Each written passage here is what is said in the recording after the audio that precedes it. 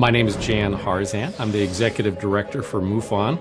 We are a scientific research organization that basically collects sighting reports from the public and then goes and investigates them.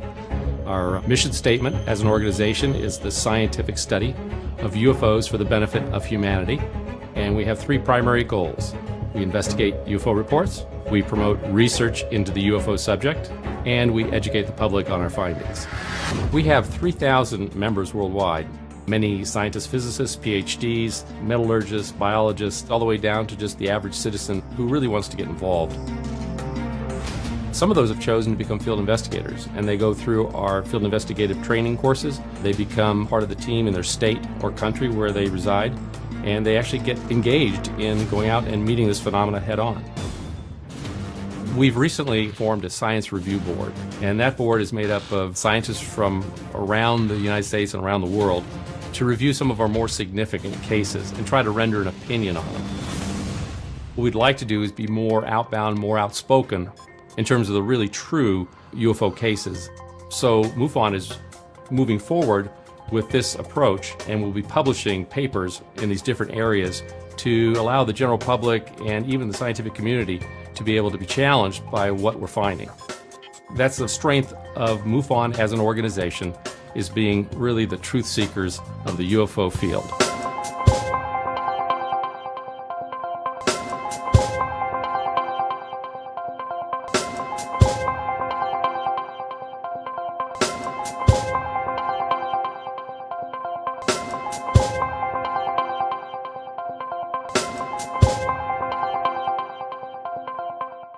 Well, good evening, ladies and gentlemen. One of the enduring myths about the UFO subject is that it all started in the United States on the 24th of June with Kenneth Arnold, who saw flying saucers in Washington State. It didn't start with Kenneth Arnold. He didn't see flying saucers. He saw crescent-shaped objects, which later became known as flying saucers or flying discs. It's also generally accepted that Roswell was the first retrieval of an alleged alien vehicle. It wasn't.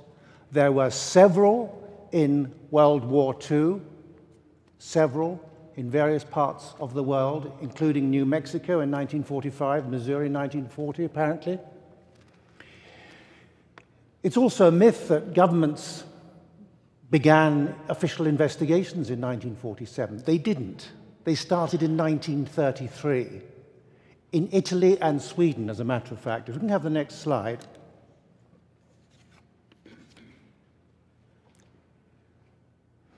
Okay, they'll try and sharpen these things up. This is an interesting report. That's better. Dating back to June 1933. It's been authenticated. It's a highly confidential telegram from the Director of Special Affairs, and it states, on the personal order of Il Duce, that's Mussolini, absolutely no mention is to be made of the alleged landing of an unknown craft on national soil.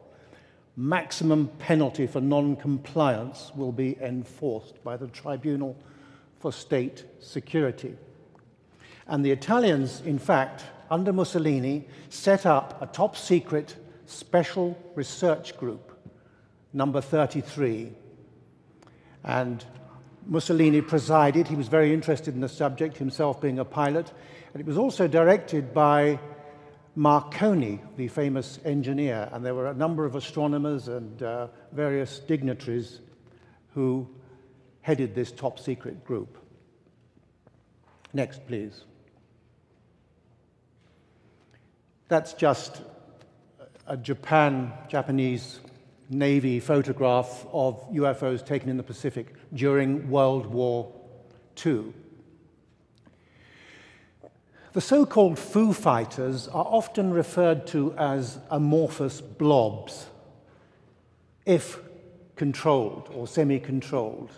But really, there were many other reports of other kinds of UFO reported by pilots and others during the Second World War. Let's go to the next slide. You won't be able to read any of that for the time being. Sharpen up some of it. It relates to, it's a Ministry of Defense report, classified secret at the time and declassified a few years ago. It relates to the sighting by the crew of a Lancaster bomber who claimed to have seen a large object traveling at about 500 miles an hour on one occasion. And there was another sighting by the same crew of this Lancaster bomber over Amsterdam of a craft which was seen on the ground at first and later maneuvering at high speed. Again, these weren't amorphous blobs. They were apparently solidly controlled machines. Next slide, please. The Lancaster bomber was the most used of the heavy bombers by the Royal Air Force in the Second World War, and I suppose the American equivalent for the US Army Air Forces would be the B-17 Flying Fortress. For the first time, I've published in my new book an extraordinary report by a radio radar operator on board a Lancaster in 1944. Now, they were coming back. If we can have the next slide, please. The crew was returning from a bombing trip over France, and they had been the lead bomber. Suddenly, the radio navigator noticed that the screen went blank, and the captain suddenly shouted, "What the hell is that?" So the navigator, radar operator, went up into the Astrodome, which had a 360-degree view.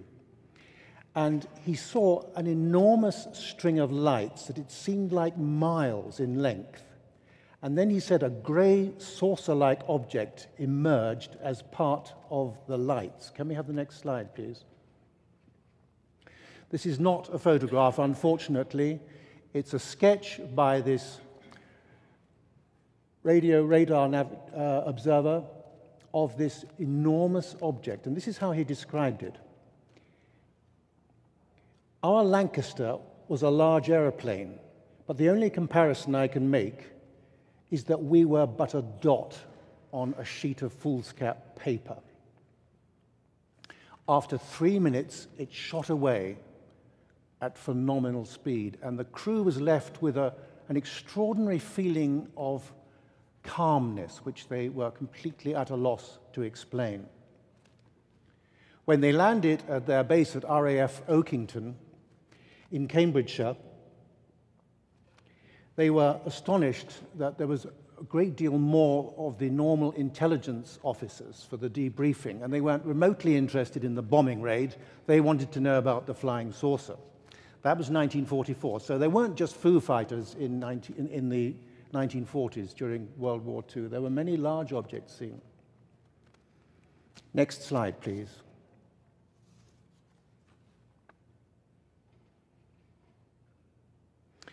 This is Commander Jean Kisling of the Free French Air Force on a detachment at Selfridge Field, Michigan.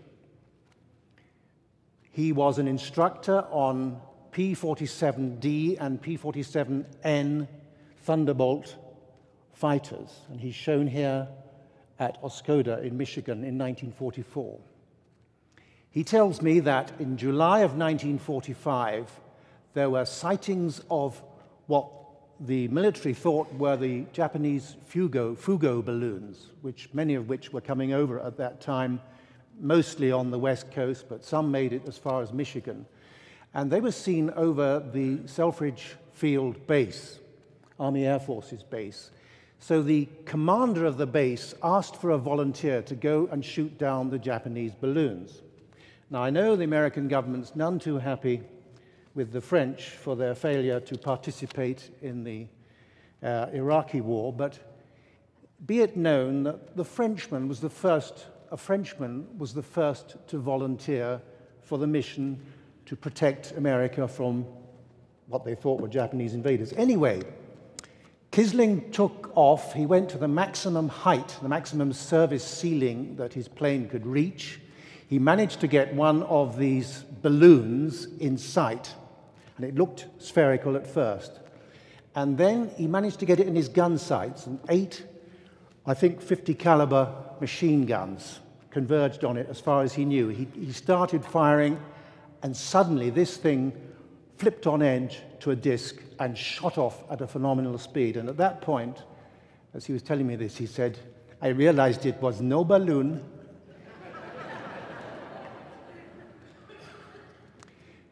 Kisling told me that he learnt that a jet plane sent to chase another flying disc later on that summer was knocked out of the sky, apparently by the disc, in the vicinity of this very, very city we're in right now. Next, please.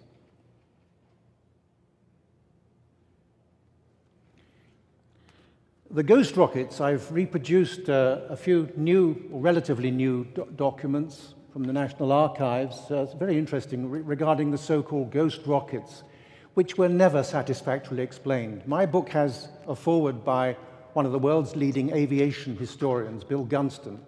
And as you'll read in the book, he's absolutely convinced that these ghost rockets were not Russian in origin. And often, you know, they were seen flying, they were diving, they were crashing into lakes, they were taking off from lakes. They were all over the place, particularly in Scandinavia, but many other parts of the world. There was an invasion of these things. And on one occasion at least, if we can have the next slide, there were encounters with the Saab B-18 bomber. And these photographs show that particular bomber, and in the next slide you can see a report from the Washington Post of a crash with one of these bombers involving one of the so-called ghost rockets, and 3 crew members were killed in collision.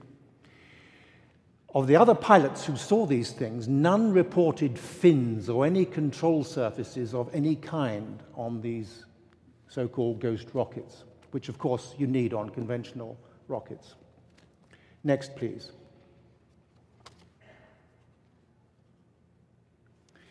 Now, in April, May 1947, they began launching captured V-2 rockets, captured from the Germans by the Americans. Some went to Russia, were captured by the Russian army, and so forth, but the best of the team, headed by Werner von Braun, was taken to White Sands, New Mexico, and by 1947 they started firing these things, and this is the launch of one of the first ones at White Sands.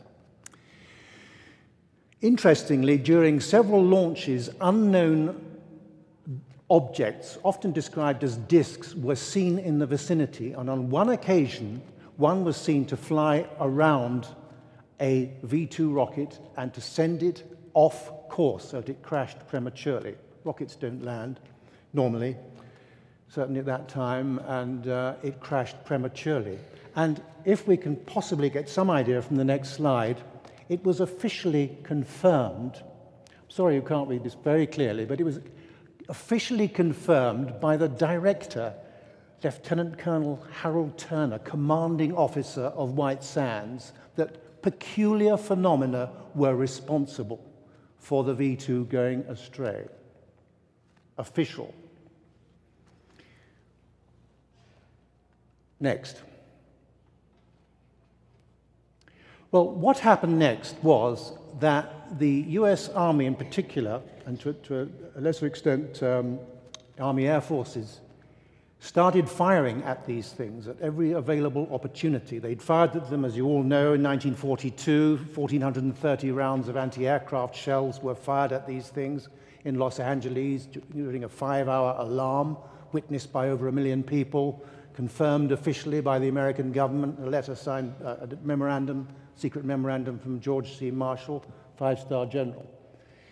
But they started firing at these things, and according to information supplied for me, a lot of research material for this book, provided for me by John Andy Kistner, a former Las Cruces representative for New Mexico, and also an aerospace engineer with a good background in aerospace business, did a lot of research into this period, and it's quite obvious that there was a conflict situation. Once we began firing at these things, there was phenomenal retaliation. And in New Mexico, a number of objects were seen wobbling around the skies, and it's my information that 2 of these craft, at least, came down and became known collectively as the Roswell incident. It took them several days to come down after being shot. The Army was firing at them not only with anti-aircraft shells, but with missiles using proximity fuses for maximum effect. And there were lots of witnesses to these things. Next, please. And then, if we can just have that made a bit smaller. Can you reduce the size? Thank you.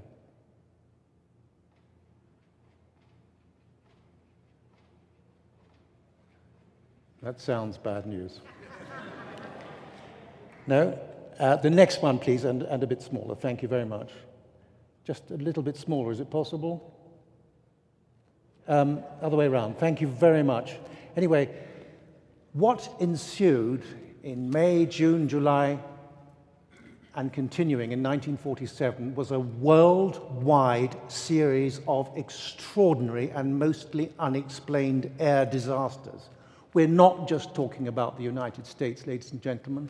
It was worldwide. Airliners were unable to take off. They could not unstick. They crashed at the end of the runway, killing passengers. They dropped out of the sky, often not long after takeoff.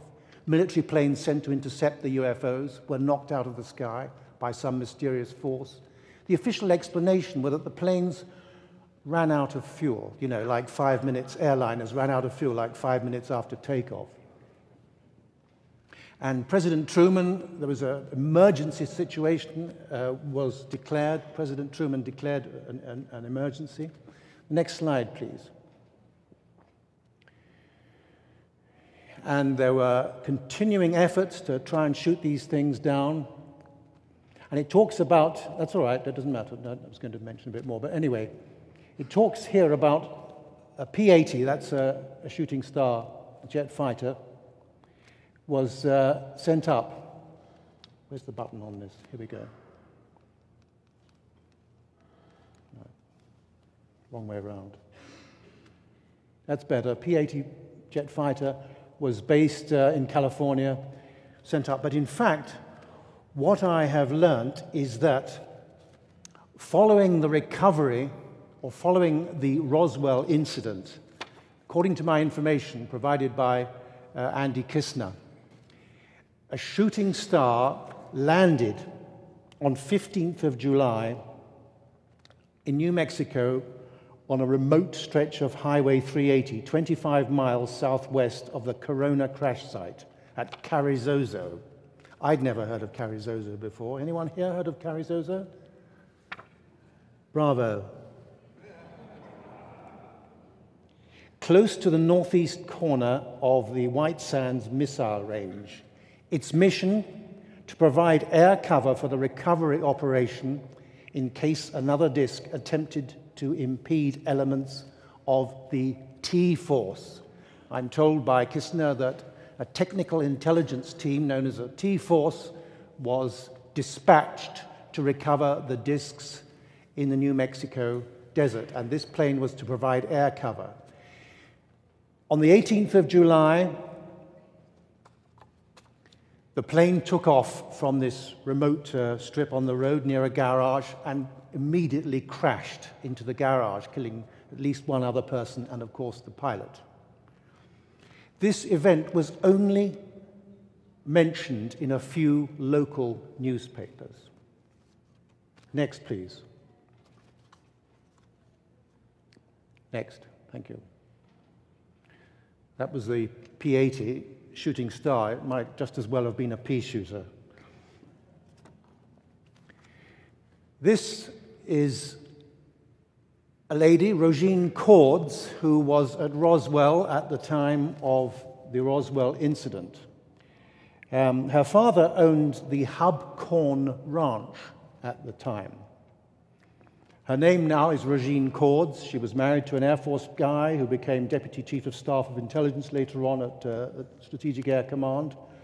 And she told me that on the 4th or 5th of July, or thereabouts, she went to collect some ice in Roswell for a picnic. But she found out, first of all, she couldn't get any from one of the dairies was closed.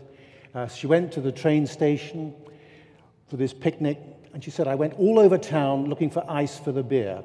There was none because Glenn, that is, as you know, the gentleman who came out with a great deal of testimony about the nurse and his own, Glenn Dennis, his own participation as mortician contracted to the Roswell Army Airfield at the time.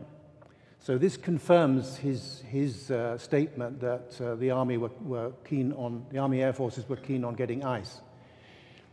And actually they told her that specifically, he and the Air Force had been in to get all this material.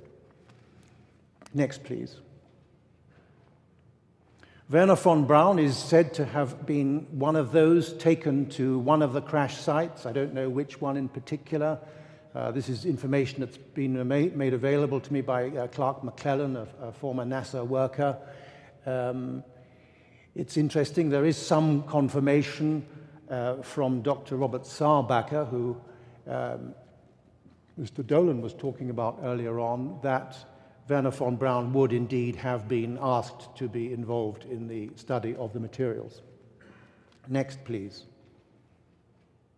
Now, I don't think many of you are familiar with the evidence supplied by a Polish biophysicist. This is a guy given the name Dr. Chris. In 1974, together with a small team of European scientists from Britain, Poland, obviously, France, and Italy, were given by NASA, they were on contract to NASA, to examine some strange materials that had been recovered allegedly from an Iron Curtain country.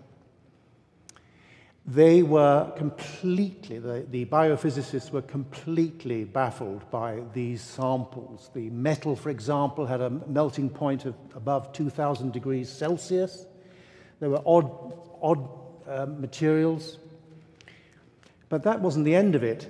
A few years later, in 1977, in April 1977, the same team was invited to NASA's Jet Propulsion Laboratory at Pasadena, California, where the director of this team, the same team that had been given these materials, was retiring. And during the evening's celebrations, the director offered to show them something interesting, the team. So he took them down 3 levels below at the JPL in Pasadena, April 1977, took them into a vault, a sealed vault, and showed them not only the remains of the materials that they had studied 3 years previously, but the skeletal remains of an alien. Here, you can see a skull here, and a hip bone. Now, this guy, Dr. Chris, said that there was no question, this wasn't the skeletal structure of a chimpanzee or a baby. It was genuinely inexplicable in terms of his expertise. And the exhibits, they were in sort of plexiglass material, there was a label that said, from the first and second incidents in New Mexico. And so they said, well, whereabouts in New Mexico? Sorry, we don't do specifics. That's the only information you're going to get. That's top secret. But at least they were shown these materials. And Dr. Chris learned some very, very interesting things. He said there had been at least 2 incidents, and there had been 1 survivor. We've heard that before. Their blood was similar but not identical to ours in that it showed a totally different reaction toward oxygen. Nitrogen was no good for them, apparently, so they assumed that inside their ship they must breathe a mixture of helium and oxygen. Next, please.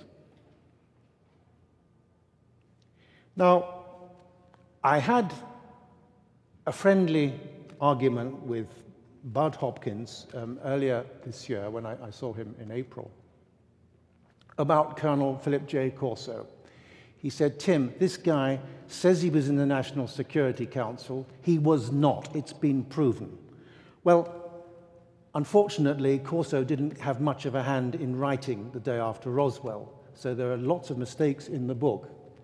Sure, he was not on the National Security Council per se. He was on the National Security Council staff. But his military records, and they are here, prove that he was actually serving on the National Security Council's Operations Coordination Board, often known later as the Special Group or the 5412 Group. Now, this was the unit that approved and evaluated the most sensitive covert operations mounted by the United States government. So Corso was very definitely involved in a sensitive position in the National Security Council staff, and there are the records to prove it. I beg your? Where is his name? I'm sorry, I don't have his name there. Take it from me. These are Corso's. They are Corso's. I can't read it from here, but it's round here, round all this period. Okay, you've got it there. Intelligence staff. I think I can read. It's all that period there. Next, please.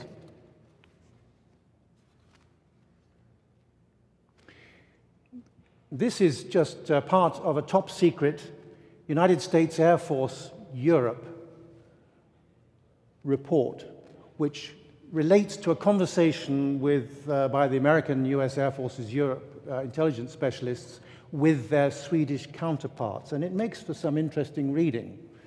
It talks about, I wish I could read it from here, but I hope you can.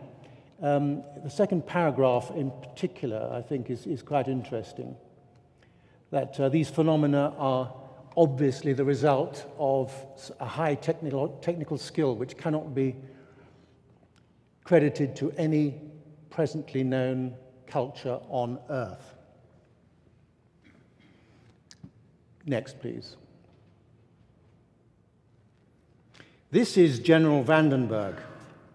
Now, many of you may be aware of the top secret estimate of the situation provided by, or mentioned, alluded to by Captain Ed Ruppelt, who headed Project Blue Book in the 1950s.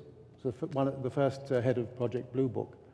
And he said that in 1948 there was an evaluation of the situation which concluded that the unexplained UFOs were extraterrestrial in origin. And this was shown to General Vandenberg at the time, and he later on, in 1950, in fact, ordered that document and other copies to be burnt.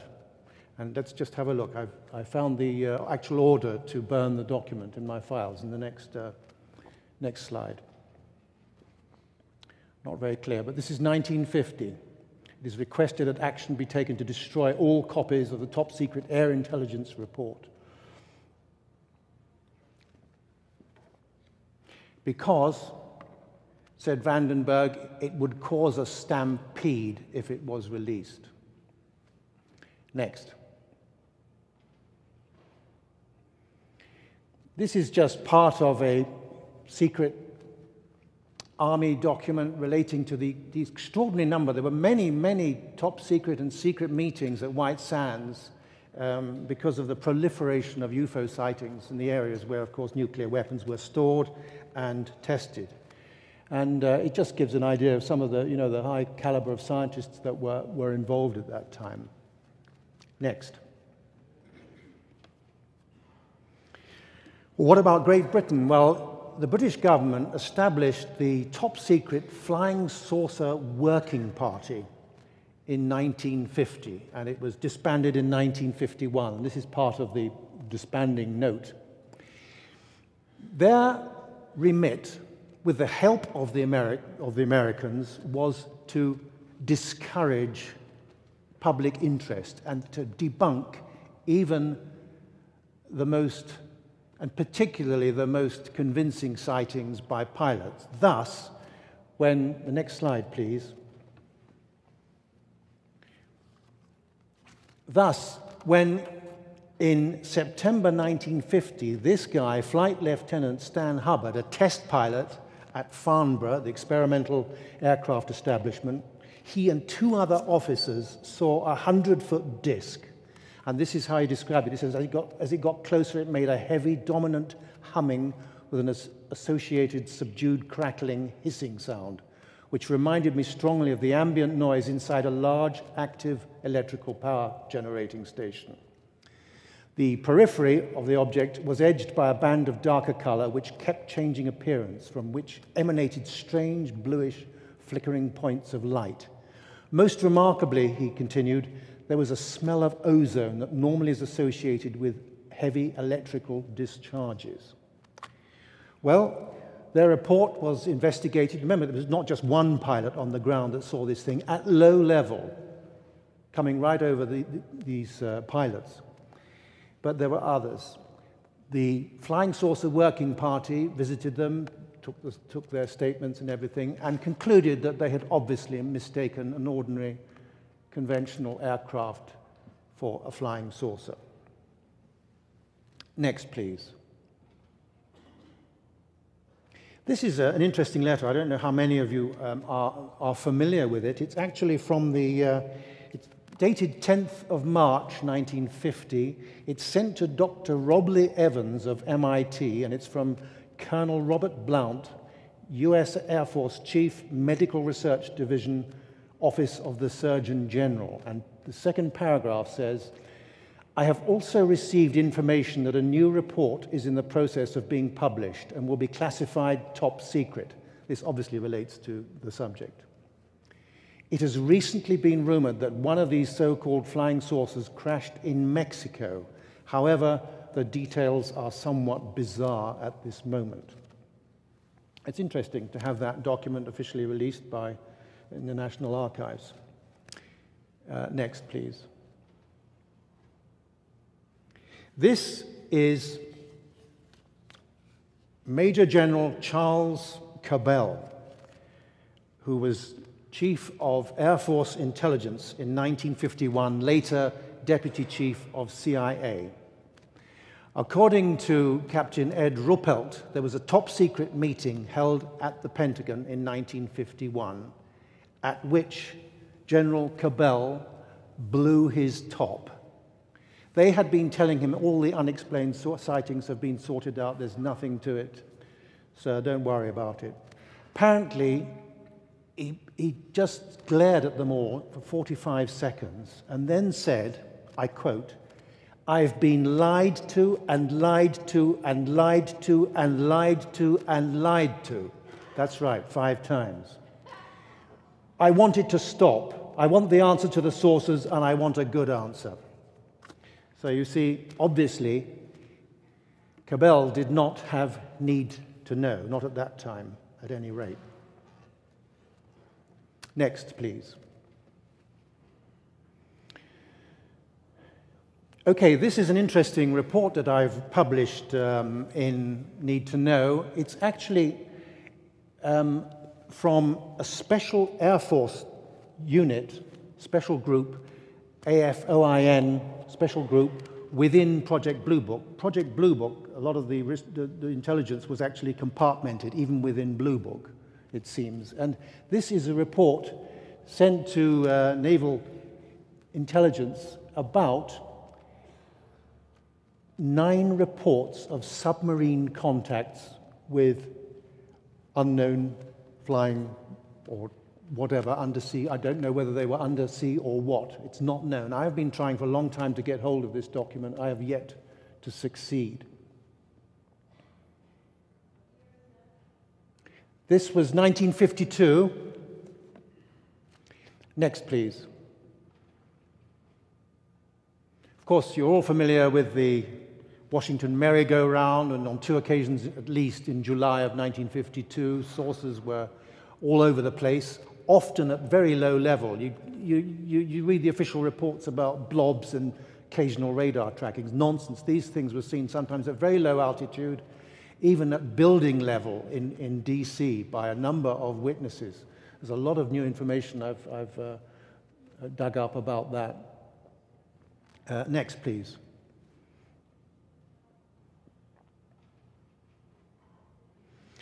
Now, thanks to a letter which surfaced, written to NICAP's Richard Hall, a fine researcher, by the great Dr. Olavo Fontes, one of the world's greatest UFO researchers, in my opinion, a Brazilian researcher.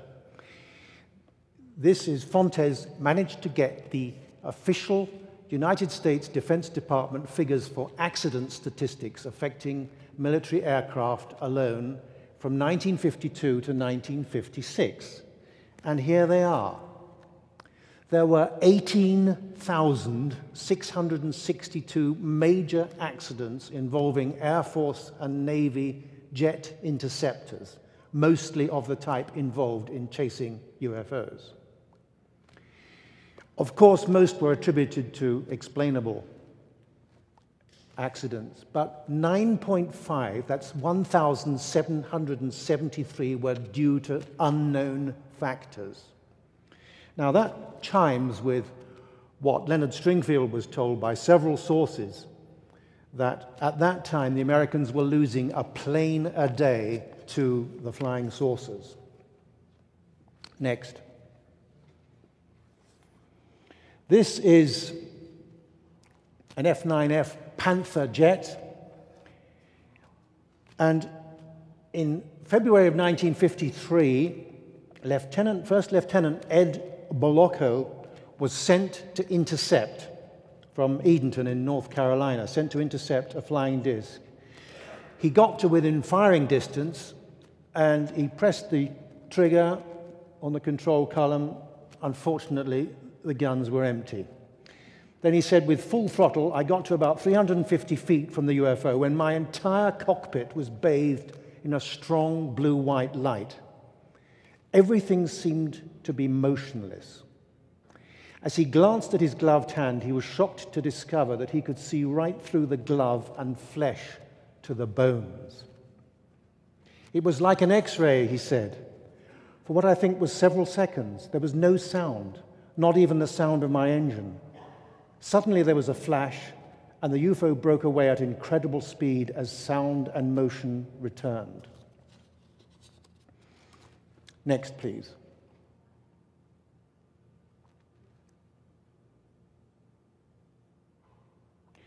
Now, some of you may be familiar with the testimony of a chap called Fritz Werner, who claims to have seen a crashed disc with an alien occupant, at least, maybe several, in the Kingman, Arizona vicinity of May of 1953. I've now been given permission to give his real name, and it has emerged that this is thanks, I must say, to Ray Fowler, who did the original research into this case, and his second name is Stansel, and there is his affidavit. And I've also got part of his, next slide, please. There's part of his CV and just some of his publications. So, I mean, he is an established aero engineer.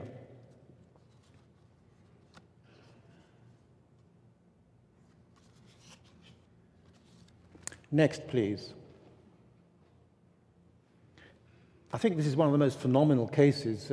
It's obviously familiar to many of you, but there are newcomers here to this strange subject, and I think they'll be intrigued by this one. There were many disappearances of aircraft at this time when interceptions of UFOs were made, and this was in June of 1953 at Otis Air Force Base in Massachusetts, when this F-94C Starfire was sent to intercept a disc over the Air Force Base. Well, what happens?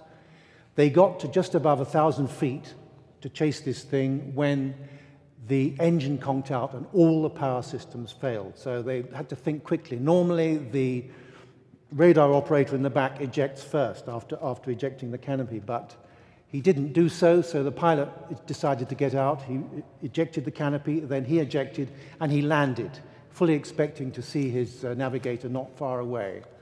He landed in someone's garden. This was a built-up area. Not only was there no sign of the plane, there was no sign of the navigator.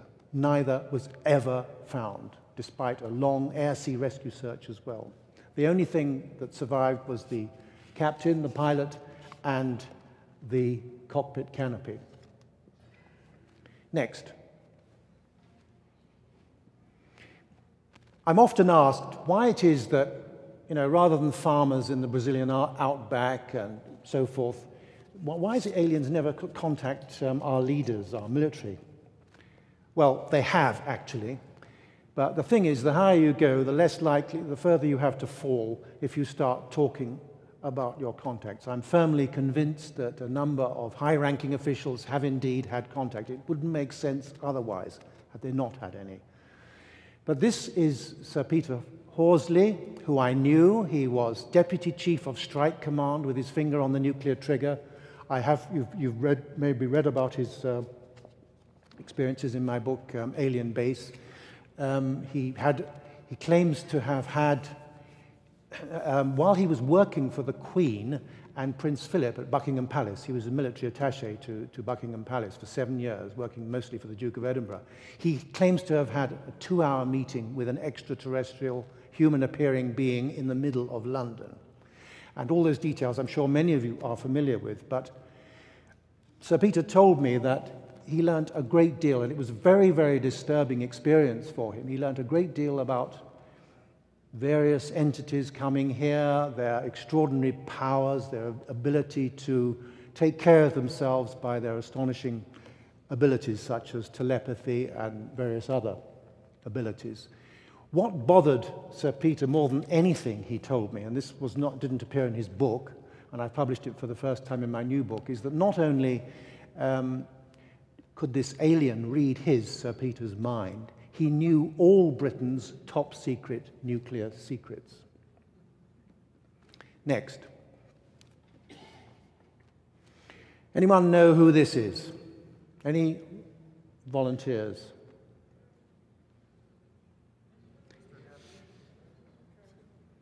Speak up.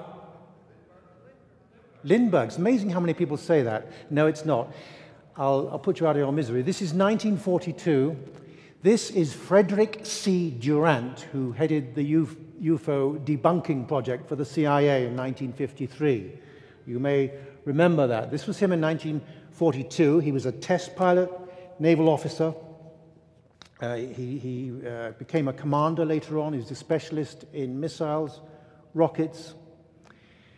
And let me just quote, first of all, this was on Squadron VN-15 photo. He was did a lot of test flying of many aircraft, and I met him in October of 2004. But let me just quote how the Robertson panel or the Durant report concluded their recommendations on debunking UFO things. It's quite familiar, but there may be some newcomers here. They had to debunk the subject, they said, because the continued emphasis on the reporting of these phenomena does, in these parlous times, result in a threat to the orderly functioning of the protective organs of the body politic. Now, Ruppelt had said that the CIA had actually ordered the Air Force to debunk all sightings and discredit witnesses and pilots at this time. Now then, Fred Durant was at liberty in 2004 to tell me that he'd actually been contracted to the CIA as a naval officer for quite some time, to the Office of Scientific Intelligence of the CIA. And I met him. Next slide, please. This is a picture I took of him. He's a lovely gentleman, very cultured gentleman, great sense of humor. And I met him in North Carolina, and he said, "Timothy, you're still chasing these flying saucers." And he collapsed. This was as he took my coat off, he's a real gentleman. Anyway, we had a wonderful day together, and he was laughing at everything I said, but he came out with a few interesting things. Now, I sent him something, I think it was about the O'Hare airport incident, which, as you know, was several months before they came out with it. And I received this email from him in March 2007. Hi, good friend. Never, never, ever give up. Happy springtime. Every good wish. Fred Durant. Next, please. This is the mighty B-36, or in this case, the case relates to an RB, reconnaissance version B-36, 10-engine bomber, known as the Peacemaker.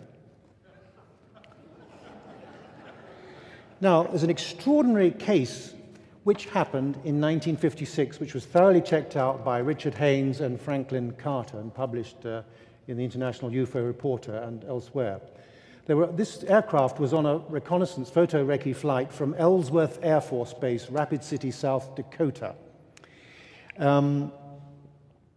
They had a 17-man crew on and a 5-man relief crew on board. And suddenly, they encountered a flying disc. And I've actually made a sketch of this myself based on the ratio of the size of the dome to this 100-foot diameter disc. So we can have the next slide, please. A little bit darker. Thank you very much. This is my rendition. What I couldn't do, ladies and gentlemen, is on the rim of this craft, there were myriad different lights flashing in a kind of sequence. I could not reproduce that for you, I'm afraid.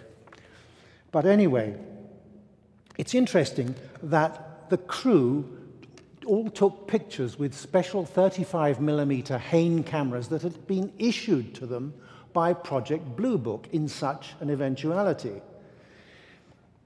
So when they got back on the ground, however, the principal witness says we had to turn in all of our logs, equipment, everything, including film, to an intelligence unit called Recce-Tech, Reconnaissance Technology, which was a central processing unit for the whole wing. And this was the 28th Strategic Reconnaissance Wing of the 718th Squadron.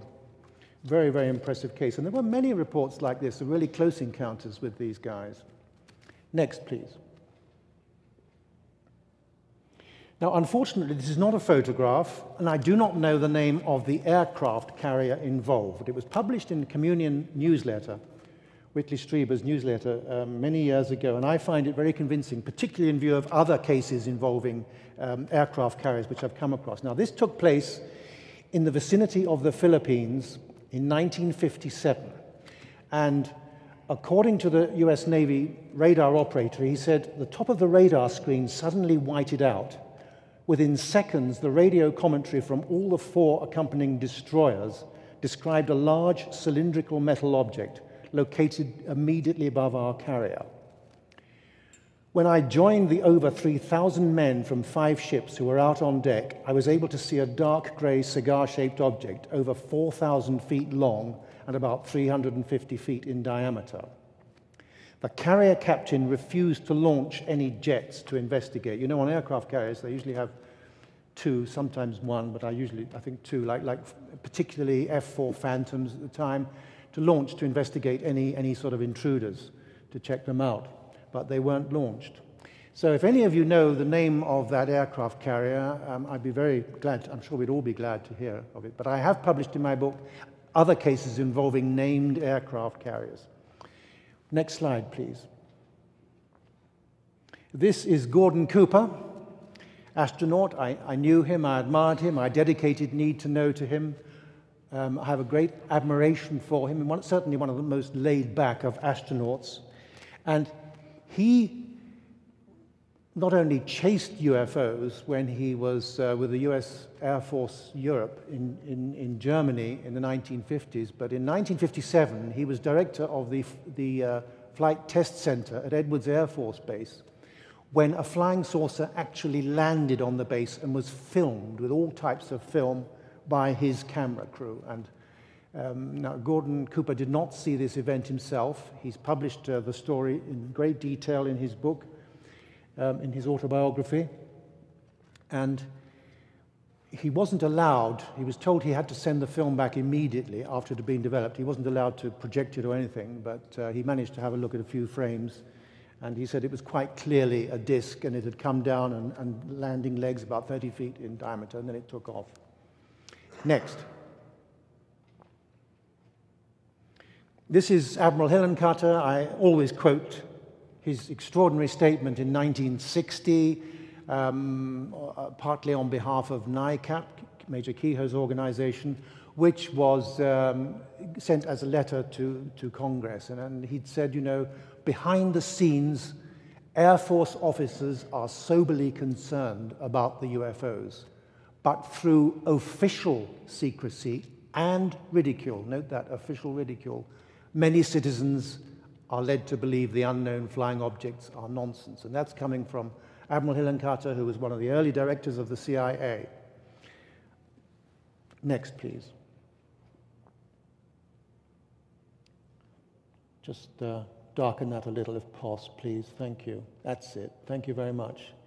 Now, George Adamski wasn't the only guy to observe craft with spheres underneath a flying saucer. This was observed by a United States Air Force pilot on the ground in Nevada on the 23rd of November, 1957. It was his first Lieutenant Joseph Long of the 97th Fighter Interceptor Squadron. And it was, the event happened, he was driving, he was about 30 miles west of Tonopah, Nevada. It was about 6-something in the morning, 10 past 6 in the morning. He suddenly heard a high-pitched whining noise, which drew his attention to 4 disc-shaped objects on the ground about 300 to 400 yards to the right of the highway. He approached to within 50 feet of the nearest object. The others were identical in shape, about 50 feet in diameter, emitting their own source of light, with a glowing, brightly transparent dome and 3 landing gears. The hum then increased to a pitch that hurt his ears, and the objects lifted off the ground, then the gears retracted. And at a leisurely speed of 10 miles an hour, proceeded across the highway and then eventually vanished. And this report is an official Project Blue Book report, and it was first published by Dr. Alan Hynek in his the UFO report.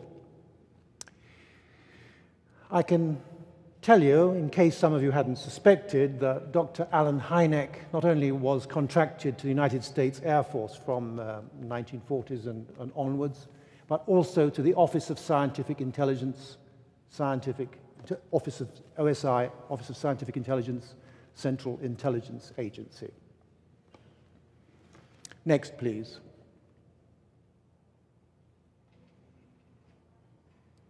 I like to show this. Make this a bit lighter, please, if possible. It's quite important. Thank you. A bit more. It's important to see this isn't a cutout, you know, thing. A little bit lighter, if possible. Thank you very much. Is it possible to make it lighter? Well, sort of. Anyway, thank you very much. Now, this was taken by George Adamski in Silver Spring, Maryland, in February of 1965. There were 4 other witnesses, one of whom is a dear friend of mine, Madeline Rodefer. If you want her telephone number, you can talk to her about it. She's elderly, but she's very much compos mentis. The craft was about 27 feet in diameter, at least according to optical physicist William Sherwood. It was taken to Kodak. It was authenticated by this guy who was a senior project development engineer at the time. And as it moved around in a very strange darting movement, it appeared to be changing shape, like distorting. I don't think that this is, in my opinion, pure conjecture relating to the self-generating gravitational field, perhaps, I don't know, which produces effects, atmospheric effects. At any rate, interestingly, in 1998, next slide, please, I was invited by the director of the Defense Airborne Reconnaissance Office. At that time, they handled the unmanned aerial vehicle spy planes, such as Dark Star and Global Hawk and so forth. And I was invited for a meeting at the Pentagon. I was expecting a one-to-one with General Israel here, but I was rather disturbed to see that the whole room was full of young officers from various services who were attached to the DARO, the Defense Airborne Reconnaissance Office at the time. And anyway, during the course of my meeting, the general showed the various frames from this film, which were reproduced in my book, Above Top Secret. And he said, "Timothy, I don't see any way these could have been faked." That was his opinion. Next, please. I have intriguing information in my new book about President Kennedy. I was informed by a member of White House staff that in 1961-62, President Kennedy requested permission to examine the alien bodies retrieved from goodness knows where. No specifics were given to me about which incident, but he wanted to see the alien bodies. His wish was granted. He was taken on this Air Force One with a whole gaggle of generals, including General McHugh, and taken to Tyndall Air Force Base in Florida, where at a special medical facility his wish was granted. I have no more information than that, other than that the whole thing was conducted under extreme secrecy, and it remains top secret to this day. Next slide, please. This is one of my favorite photographs of a UFO. It was taken in 1963. It's been debunked by an awful lot of people who don't seem to know what they're really talking about, because professionals have examined it, such as topographers, say all the shadows are absolutely commensurate with the details. If you can make it, well, there is the disk. There is actually a highway behind. This was taken near Maiquisha in Venezuela, 1963, by an Avenza Airlines pilot flying in the right-hand seat, the first officer. This is a DC-4, I worked out, four-engine plane. There is the nacelle, or the prop spinner, one of the engines on the starboard side. There is the craft, which was very, very shiny. It's quite possible that there may be a reflection of the airliner on the top here. Can we make it a little bit darker just for a second, please? A little bit darker, the previous slide, please. Is it possible to make that darker? That's it. Thank you very much. That's great. That's the highway behind. It's not a trail from the saucer. And there's the shadow there. This is jungle. And the plane was on its finals to Maiquisha Airport. But proportionately, all the shadows tally with the right, they are in the right position. Next, please. If we can lighten that one up. Thank you very much. This is a B-52, a B-52H, in fact. And in my book, I describe the case of Bradford Runyon, Jr., who was sitting in the right-hand seat as instructor on 24th of October, 1968. This is a case that appears in the Blue Book records. But I got in touch with him, and he gave me some information. They were approaching Minot Air Force Base, North Dakota, when they were requested to check on something in the area. And when requested, they said, well, what are we supposed to check on? And the response came from ground control, you'll know it when you see it. Then an object approached on their radar scopes at very, very high speed and suddenly stopped and stayed with the aircraft for a while, and then within 10 miles of the base. And then they lost all radio contact. Then it came back.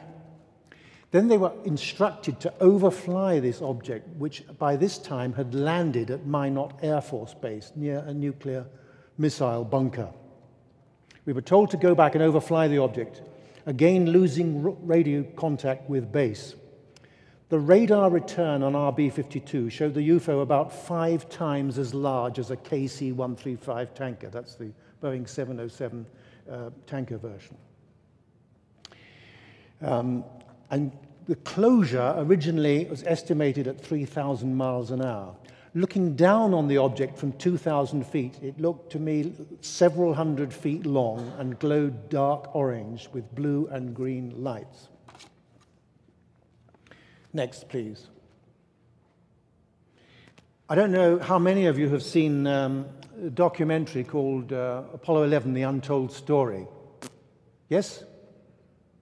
It was shown in England last year, but I don't know if it has. I'm sure it has been shown. Any of you seen it? One? Any advance on one? I don't think so. Anyway, during this extraordinary documentary, Buzz Aldrin acknowledged that, you know, there'd been a UFO that was pacing them during their flight out to the moon.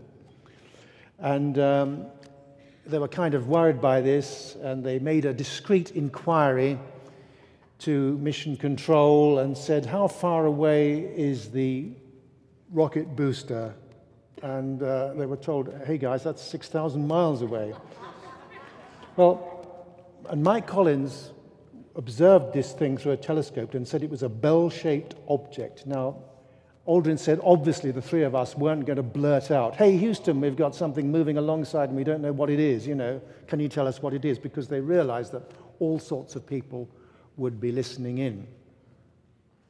Interestingly, on this program was Dr. David Baker, who was the Apollo 11 chief scientist, and he confirms officially that this event took place. Next slide, please, which I think should be a blank. Thank you very much. I have an extraordinary case regarding a Chilean Navy frigate from 1969, October 1969. This was provided for me by Australia's leading researcher, Bill Chalker. And this was the name of the bark. It's a sort of transport ship, military transport ship, known as the Aquila. It was 350 miles off Valparaiso at night when Combat Information Center, that's CIC, in the ship reported a long-range airborne contact. A minute later, the distance reduced to 400 nautical miles, then suddenly to 150 miles. It was moving at about 12,780 statute miles an hour. At 12 miles, the single contact appeared on the radar scope as 6 separate targets. When visual contact was established, the ship's commander was summoned, and according to the witness named Leus, one massive rectangular object was accompanied by 5 smaller objects. The huge, giant one had sort of scooped out semicircles along the side of the hull or whatever. The smaller ones were maximum 8 foot in size. At 300 yards distance, a humming sound could be heard, at which point the frigate's power cut out for a short while as the huge object passed overhead with a very, very powerful light. The power returned at about 200 yards. As the craft left, it was about 200 yards away, having appeared right over the ship. The smaller craft never came closer than 500 to 1,000 yards. Then they all joined up in a larger one and vanished eventually at a distance of 2 miles.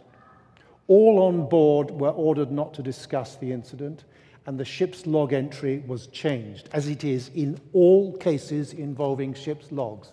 This is why you'll never get anything out of the Navy, particularly the United States Navy, nor any other Navy. They've come up with very, very little, I think you'll agree. And I've spoken to enough naval officers to know that the ship's logs are either, the entry is deleted or they are changed, often in an attempt to imitate the officer's handwriting who made the entry. When they docked at Valparaiso port, 2 Chilean naval officers came on board, accompanied by 4 Spanish-speaking Americans from the United States Naval Attaché's office. They were questioned about what they saw separately and told repeatedly, you did not see that. And they were threatened and their families threatened, and you can understand the rest of it, the usual sort of thing. Next slide, please. Here's a case in the Disclosure Project. There was quite a bit about this extraordinary story regarding an incident 1971 above the USS John F. Kennedy. in the Caribbean area. I spoke to one of the principal witnesses, Jim Kopf, who held top-secret crypto clearance at the time, and he said suddenly everything went berserk, all the incoming messages were all garbled, and they went up on deck eventually with one of his mates, and the aircraft carrier, and most people were not on deck. There'd been a very tiring operation. There weren't more than about 20 people on the deck at the time, but they saw this huge, giant sphere right above the tower of the aircraft carrier, and all power was cut. The power was drained from the craft. The interceptor Phantoms couldn't get off the ground, off the deck to intercept it. But there were at least 18 witnesses, at least one of whom has come forward. Next, please. This is another case I want to tell you. It's very important. I don't know how many of you are aware that in 1973 and 74 there were some extraordinary things going on at Kirtland Air Force Base, particularly in the Manzano laboratory area, which of course, you know, stores the nuclear weapons. And this information comes from a guy called R.C. Hecker, who was obviously working at the base. And he said even in 73, there was a giant craft, oblate spherical in shape, 150 feet in diameter, golden in color, absolutely silent, hovering approximately 100 feet over plant number 3. And then in 17th of May 1974, on the east side of Manzano Mountains, in the evening, electronic scanning instruments at the Manzano laboratory section of Kirtland Air Force Base East registered a tremendous burst of energy in the 250 to 275 megahertz range, which threw all their instruments completely off scale. The burst of energy was first noted in the Earth's upper atmosphere. A trajectory was plotted. A recovery team was immediately dispatched to the designated impact area. And there was an area southwest of the small mountain community of Chalili, New Mexico, was cordoned off. And a few hours later, what was described as a metallic circular object approximately 60 feet in diameter, before being dismantled for handling, was quietly moved into a hangar at Kirtland Air Force Base. How many of you have heard of that story before? Good, good, I'm glad. Were you by chance associated with APRO, the Aerial Phenomena Research Association? No? Because it was published in their newsletter, and it's sort of an obscure article, but I think it's extraordinary. In 1977, there were many incidents involving huge craft encountered by nuclear bombers. For example, the French, the Dassault Mirage 4A nuclear bomber. And I spoke to the pilot of one who encountered something. He said it was the size of, he couldn't see the shape very clearly, but it came close to his plane. And of course, he had a navigator in the back seat, and he was very, very frightened by this object. It was about the size of a jumbo jet. And there were many. Next slide, please. All over the place, places that you wouldn't think. In India, the Indian Air Force was chasing these things, having encounters with sometimes enormous craft. Air India, Jumbo, encountered a very large craft. And next slide, please. In 1977, a unique 10-year top-secret research effort was set up by the Soviet government. It was the idea of Yuri Andropov, who was short-term president. He was also head of the notorious KGB before that, but he ordered 4 million soldiers to keep watch for UFOs. This was an official top-secret project to find out as much as possible. It lasted 10 years. There were 4 million soldiers, probably 1 million or so civil servants involved in processing the reports. And extraordinary. I mean, worldwide, I mean, all the territories of the Soviet Union were involved in this top-secret research effort. Next, please. I don't know what that is yet. Oh, yes, this is from the National Transportation Safety Board. About in May of 1980, 2 young pilots in the Puerto Rico area disappeared while reporting, at the moment they were reporting being harassed by a flying object, and you can see the official record here. We were flying from Santo Domingo, that's in Dominican Republic, to San Juan International, just found a weird object in our course that made us change course several times. And that was the last that was heard of them. And they never found the aircraft or the pilots. Next, please. This is part of a Defense Intelligence report, 1980, in Peru. Peruvian Air Force planes sent up to chase a flying saucer, and it apparently fired upon it at very close range without causing any apparent damage. Interesting. Next, please. Now, Stan Friedman last night showed his favorite slide, the top secret Umbra 1980, the one part of the 21-page affidavit produced by the National Security and Supreme Court, all these blacked out things. Well, they have actually declassified more of it. This I've reproduced in the book. This was declassified, this page, in fact, the whole document was declassified in 2004, and I reproduced 2 pages actually in the book. And they've got a less dramatic form of censorship now. Instead of blacked out bits, they've got whited out bits, which sort of cause less excitement among the aficionados. But there's quite a bit of interesting information there, but basically they are covering up, quite understandably, methods and sources. Sources particularly. How many embassies they were bugging at the time to find out about flying saucers. Next, please. This was taken, a photograph by 2 pilots were flying a Cessna plane over the Mojave Desert when they were almost rammed by a shadow-like object which came straight forward to them on a collision course. And the next minute, they sensed that it was on their left. And sure enough, it was. And that's just one of several photographs they took. But only one photograph came out showing this object. And I reproduced that in the book. That was in 1985 in the Mojave Desert. A British and an American pilot were on board. Next, please. I see I have 11 minutes left. I'm going to have to rush through the next lot, ladies and gentlemen. Please, next slide.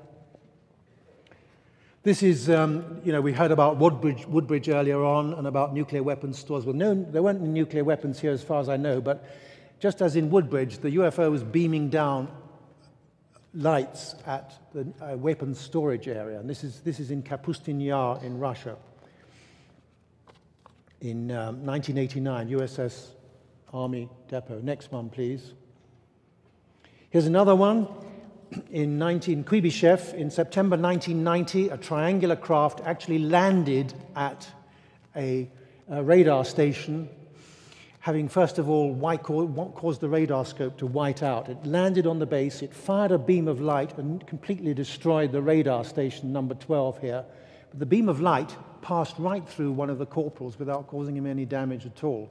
And several of the corporals suffered missing time. It's a bizarre story, very quite lengthy actually. I have it in the book. Next, please. I censored this one according to the writer of the letter's instructions. It's a letter to Carl Pflock, who wrote 2 excellent books on Roswell. They're very negative in terms of their conclusions, but they're good books nevertheless. And Carl Pflock was also a former deputy Secretary of Defense. And it's a letter, very, very interesting letter, which I've reproduced in the book, from a friend of mine who I was helping at the time. He was a staffer for a certain senator, trying to find out about UFOs and communications with aliens, all the sort of stuff that Richard Dolan was talking about earlier on today. Needless to say, my friend got absolutely nowhere in his inquiry. I did send several people to him, but he never actually had a reply from Carl Pflock at all. Next, please. Okay, this is a report published for the first time. It only was declassified last year by the British Ministry of Defence about triangular objects which penetrated several Royal Air Force bases in the Midlands in England, in March of 1993.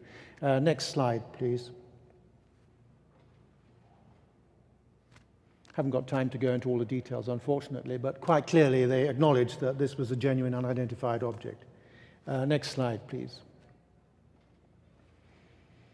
Now, this is the famous Varginha case of January 1996. I won't go into details here. I've got a chapter on it in the book called The Brazilian Theatre, which is a slight double entendre, because it has the extraordinary description by Dr. Roger Lear of his interview with the surgeon who actually operated on one of the several alien creatures that were captured by the Brazilian military at that time. And it's a long story. A great deal of medical information was acquired by Roger. And then, of course, the bodies, I think they died. There were several of them. No one knows exactly how many. They were autopsied. And then the Americans came in, head of NASA and former Secretary of Defense, I think, came in, and the bodies were mysteriously transported back to the United States. Next slide, please. And where did they go?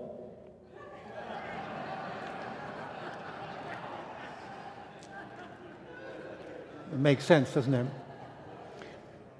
Next slide, please. This was one of the chevron-shaped objects. I'm sure you're familiar with this excellent drawing, painting seen in Phoenix, March 1997. But I interviewed in my book an extraordinary story by a Sunday Times journalist, a British newspaper, who saw one of these things in the Orkney Islands, that's off the North Scottish coast, which actually appeared to attack her from a distance as she was about to board a British Airways plane. Extraordinary story and slightly disturbing. Next, please. There was a flying triangle seen in 1997 over the then Home Secretary, Michael Howard's house. He denied it completely. I had a letter from him saying he had absolutely no recollection of the incident whatsoever, even though it was published in the newspapers. He was probably more concerned about other types of aliens at the time, being a Home Secretary. But there's, I think the next slide, we have a sketch left of this object. Next slide, please. Thank you. Yes, this was the journalist who saw this thing at 3 o'clock in the morning in the vicinity of a place called Burmarsh in southern Kent, in a marshland area, and other witnesses saw it right over the Home Secretary's house at the time. Next slide, please. That's a Chinese Air Force plane sent to chase a UFO. There have been many sightings by Chinese Air Force pilots. I could go into a great deal of information about academia in China and how you can't become an official Chinese UFO researcher unless you have a PhD. And there have been hundreds, thousands of sightings there. And this was in Guangzhou City, People's Army Air Base, and the jet was sent up to intercept. And the pilot requested permission to shoot at the UFO, but permission was denied. Next. This is a Boeing 737-400 series of Aer Lingus in January of 2004.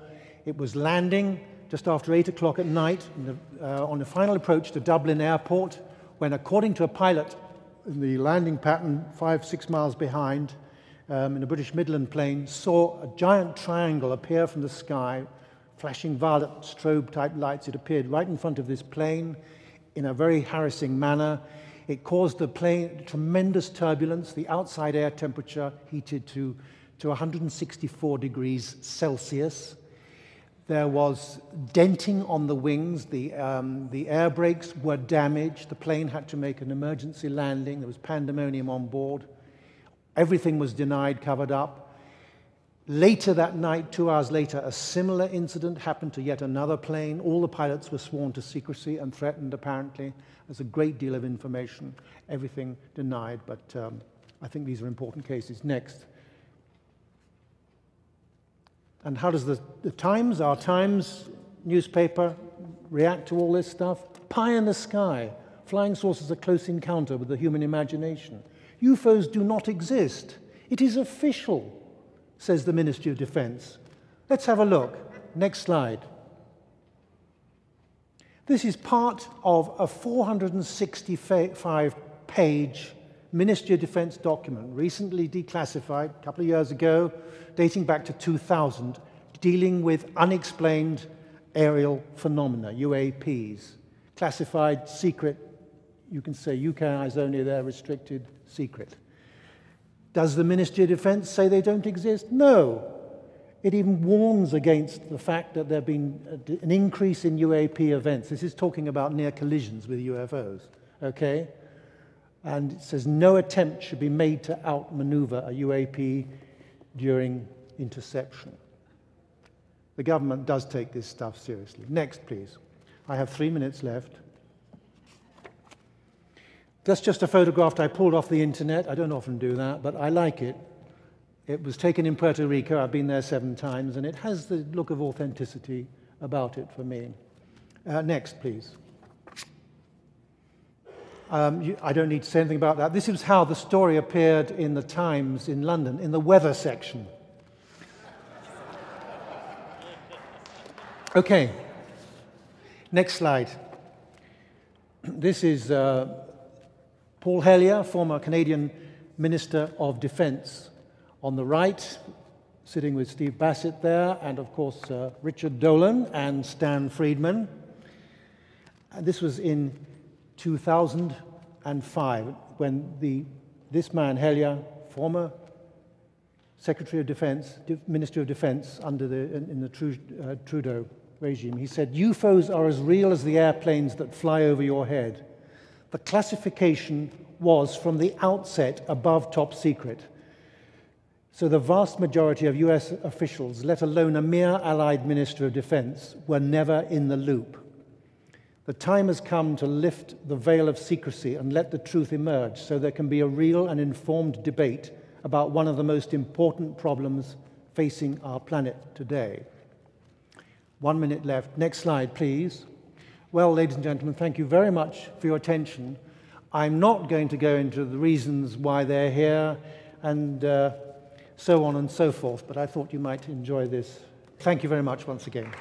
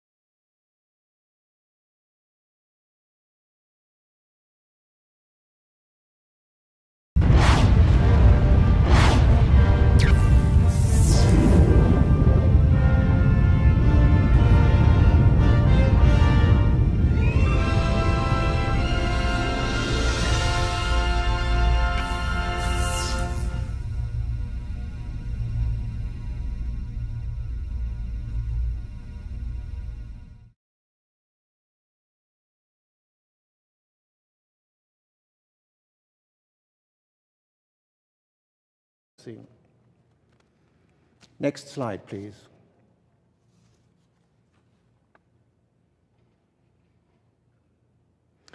This is Commander Jean Kisling of the Free French Air Force on a detachment at Selfridge Field, Michigan.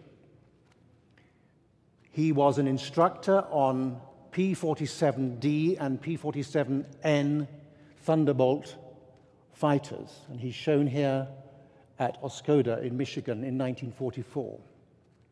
He tells me that in July of 1945, there were sightings of what the military thought were the Japanese Fugo balloons, many of which were coming over at that time, mostly on the West Coast, but some made it as far as Michigan. And they were seen over the Selfridge Field base, Army Air Forces base. So the commander of the base asked for a volunteer to go and shoot down the Japanese balloons. Now, I know the American government's none too happy with the French for their failure to participate in the Iraqi war, but be it known that a Frenchman was the first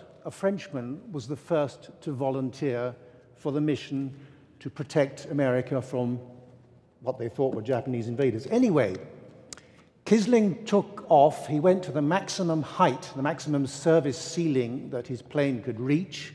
He managed to get one of these balloons in sight, and it looked spherical at first.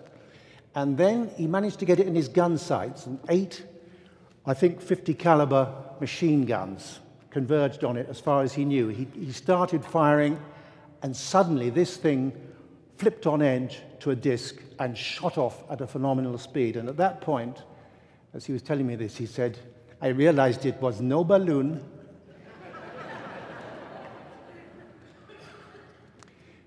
Kisling told me that he learnt that a jet plane sent to chase another flying disc, later on, the maximum penalty for non-compliance will be enforced by the Tribunal for State Security. And the Italians, in fact, under Mussolini, set up a top-secret special research group, number 33. And Mussolini presided. He was very interested in the subject, himself being a pilot. And it was also directed by Marconi, the famous engineer. And there were a number of astronomers and various dignitaries who headed this top-secret group. Next, please. That's just a Japanese Navy photograph of UFOs taken in the Pacific during World War II.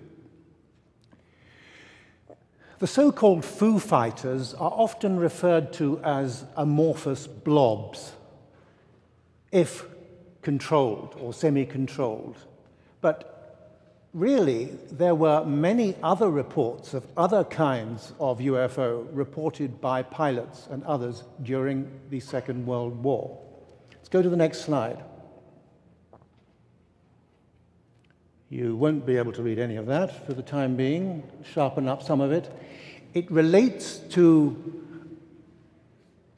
it's a Ministry of Defense report, classified secret at the time and declassified a few years ago. It relates to the sighting by the crew of a Lancaster bomber who claimed to have seen a large object traveling at about 500 miles an hour on one occasion. And there was another sighting by the same crew of this Lancaster bomber over Amsterdam of a craft which was seen on the ground at first and later maneuvering at high speed. Again, these weren't amorphous blobs. They were apparently solidly controlled machines. Next slide, please. The Lancaster bomber was the most used of the heavy bombers by the Royal Air Force in the Second World War. And I suppose the American equivalent for the US Army Air Forces would be the B-17 Flying Fortress. For the first time, I've published in my new book an extraordinary report by a radio radar operator on board a Lancaster in 1944. Now, they were coming back. If we can have the next slide, please. The crew was returning from a bombing trip over France, and they had been the lead bomber. Suddenly, the radio navigator noticed that the screen went blank, and the captain suddenly shouted, "What the hell is that?" So the navigator, radar operator, went up into the Astrodome, which had a 360-degree view, and he saw an enormous string of lights that it seemed like miles in length. And then he said a gray saucer-like object emerged as part of the lights. Can we have the next slide, please? This is not a photograph, unfortunately. It's a sketch by this radio radar observer of this enormous object. And this is how he described it. Our Lancaster was a large aeroplane, but the only comparison I can make is that we were but a dot on a sheet of foolscap paper. After 3 minutes, it shot away at phenomenal speed, and the crew was left with an extraordinary feeling of calmness, which they were completely at a loss to explain. When they landed at their base at RAF Oakington in Cambridgeshire, they were astonished that there was a great deal more of the normal intelligence officers for the debriefing, and they weren't remotely interested in the bombing raid. They wanted to know about the flying saucer. That was 1944. So they weren't just Foo Fighters in the 1940s during World War II. There were many large objects.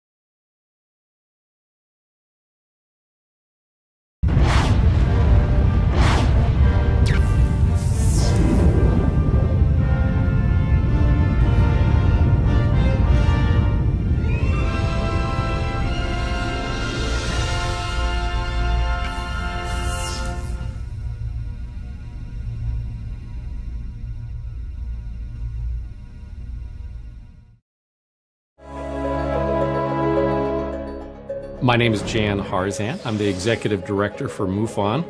We are a scientific research organization that basically collects sighting reports from the public and then goes and investigates them. Our mission statement as an organization is the scientific study of UFOs for the benefit of humanity, and we have three primary goals. We investigate UFO reports, we promote research into the UFO subject, and we educate the public on our findings. We have 3,000 members worldwide. Many scientists, physicists, PhDs, metallurgists, biologists, all the way down to just the average citizen who really wants to get involved. Some of those have chosen to become field investigators, and they go through our field investigative training courses. They become part of the team in their state or country where they reside, and they actually get engaged in going out and meeting this phenomena head on. We've recently formed a science review board, and that board is made up of scientists from around the United States and around the world to review some of our more significant cases and try to render an opinion on them. What we'd like to do is be more outbound, more outspoken in terms of the really true UFO cases. So MUFON is moving forward with this approach, and we'll be publishing papers in these different areas to allow the general public and even the scientific community to be able to be challenged by what we're finding.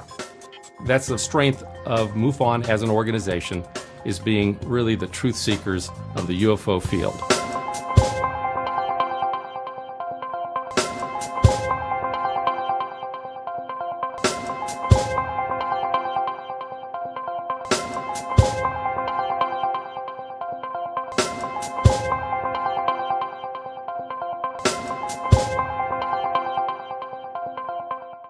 Well, good evening, ladies and gentlemen.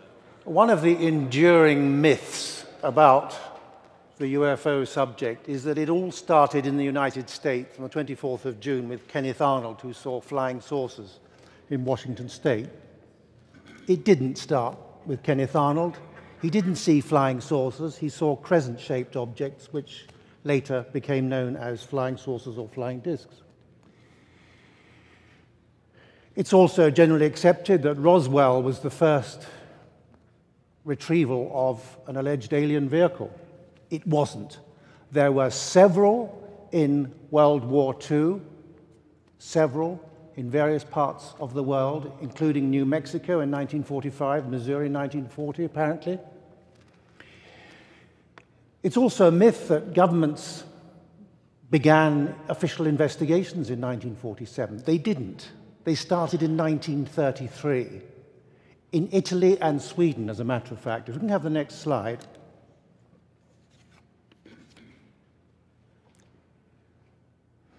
Okay, they'll try and sharpen these things up. This is an interesting report. That's better. Dating back to June 1933. It's been authenticated. It's a highly confidential telegram from the Director of Special Affairs, and it states, on the personal order of Il Duce, that's Mussolini, absolutely no mention is to be made of the alleged landing of an unknown craft on national soil.